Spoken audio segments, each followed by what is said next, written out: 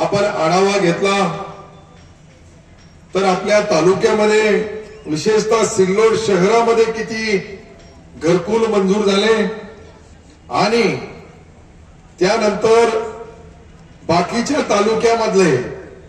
या दोघांचा आपण कदाचित अभ्यास केला तर मोठा फरक आपल्याला या ठिकाणी दिसल। आणि तो फरक म्हणजे नगरपालिकेच्या वतीने आपली नगरपालिका किती सक्षम आहे। या नगरपालिकेने 1 वर्षापूर्वी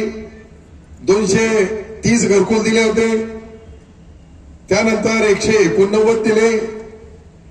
24 दिले आणि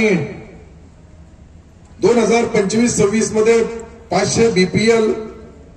आणि 200 एपीएल असे 700 घरांचा एक ऐतिहासिक काम दुसरा जिल्ह्याचा आराखडा होता एक म्हणून।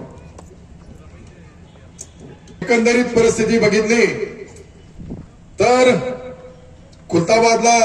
0 मंजूर झालेले, कन्नडला 0 आहे, गंगापूरला 0 आहे, फुलंब्रीला 38 आहे, पैठणमध्ये 3 आहे, सोयगाव मध्ये